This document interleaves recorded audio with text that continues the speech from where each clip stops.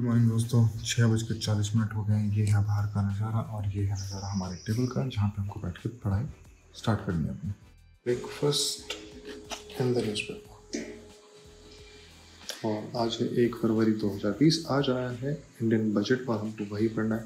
And that is पहली चीज़ ये है, the budget coverage 1 February union budget simplified. Let's go ahead and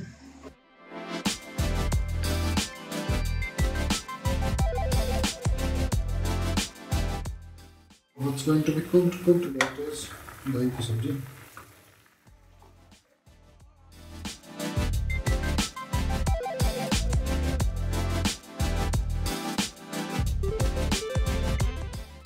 as we are approaching towards the month, जबकि budget आना है हमारा या फिर इकोनॉमिक सर्वे आना है, तो हमने अपनी स्टार्ट कर दी पढ़ाई with the concept of Indian economy. इसके लिए जो किताब थी हम वो पहले खरीद चुके थे। This one it is printed by Oxford high education and edited by Vinay GB for civil service examination Indian economy question bank.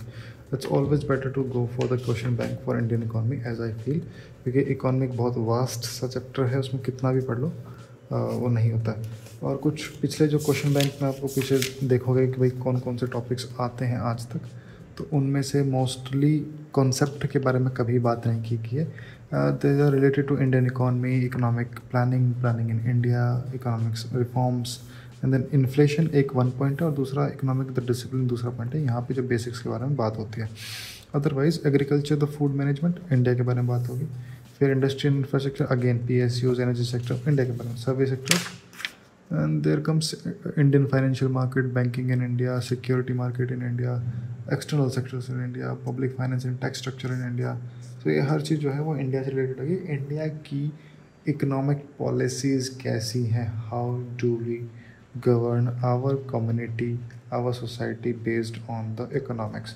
तो that is the most important thing है and that is to be मतलब बहुत जल्दी से बहुत एकदम sudden change नहीं होता। 1991 में चेंज हुआ था एक बार and we are going towards the good capitalist side of it. तो अभी सोशलिस्टिक हैं हम, तो इसीलिए हमारे फाइनेंशियल चीज़ें चलती है, जैसे प्लानिंग कमीशंस वगैरह जो चलते थे। अभी जो नीति आयोग है, हम वेलफेयर कैसे करते हैं लोगों का, those things are also important and those goes hand in hand with the capitalistic view of economy. तो अब आज जो हमको करना है कि भाई इकोनॉमिक सर्वे जब भी कोई आता है तो क्या आता है उसमें, बहुत सारी आपको देखने के हेड्स मिल जाएंगे कि preface of the economic survey and then state of the economy, physical development, ये बहुत मोटी मोटी किताब से मिल जाएंगे एक तरीके से।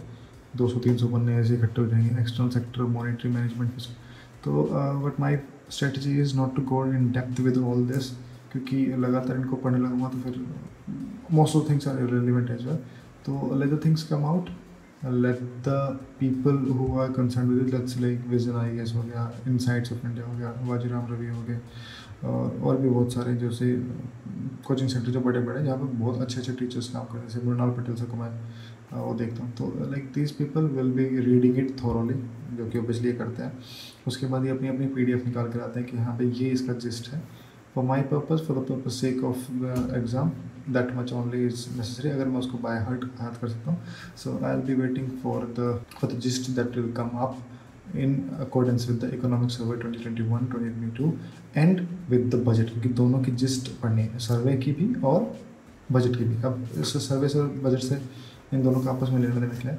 सर्वे ये बताता है कि आप लोगों ने क्या किया, जो पूरा पिछला साल गया है 2021 वाला जो साल गया है उसमें जो किया, और उसमें हमारी इकॉनमी ने कैसे रिस्पॉन्ड किया एंड हमारी जो इकॉनमी है वो कैसे अच्छी हुई या फिर कैसे बेकार हुई। जैसे कि मैं बोलूँ कि अनएम्प्लॉयमेंट कितना बढ़ा है ना, या फिर एम्प्लॉयमेंट कितना बढ़ा।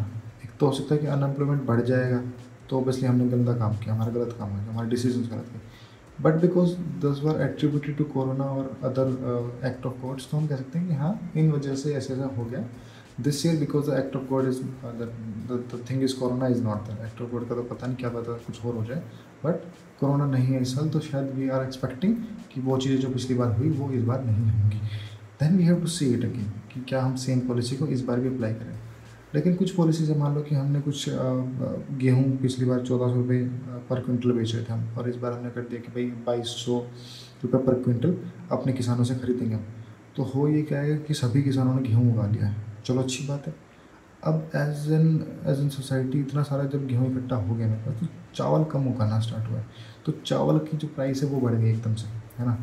तो चावल की प्राइस एकदम से बढ़ गई, और क्योंकि वीट की सप्लाई ज़्यादा बढ़ गई तो वीट की प्राइस गिर गई एकदम से, ठीक है, मेन मार्केट में। तो गवर्नमेंट को घाटा आ गया कि वो खरीद तो 2200 रुपये पे रही, 2200 रुपये क्विंटल, लेकिन क्योंकि सप्लाई इतनी ज़्यादा बढ़ गई है मार्केट में कि उसको अब बेचना बड़ा भारी हो रहा है। वो 1400 में, वो 1300 में भी नहीं बेच रहा ढंग से, तो गवर्नमेंट को घाटा हो रहा है। ऑन द अदर हैंड, क्योंकि राइस आपने तो उगवाया ही नहीं लोगों से, क्योंकि आपने राइस का तो सेम एमएसपी रखा, तो बहुत कम होगा, मतलब जो नॉर्मली उगता है उससे कम उगाया है किसानों ने।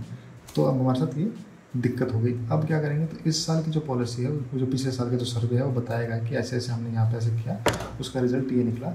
This year what we are suppose to do will be the change in what we saw the previous year, what was best for us, what was better for us, what was okay for us, and what went wrong as well। तो जो गलत हो गया हम उसको सुधारेंगे, और जो सही चल रहा है उसको और एम्पावर करेंगे। That is what the economic service and the budget shows, कि सर्वे में हमने देखा और बजट में फिर उसकी अनुभूति हमको दिख जाती है। That's what we are gonna read this month.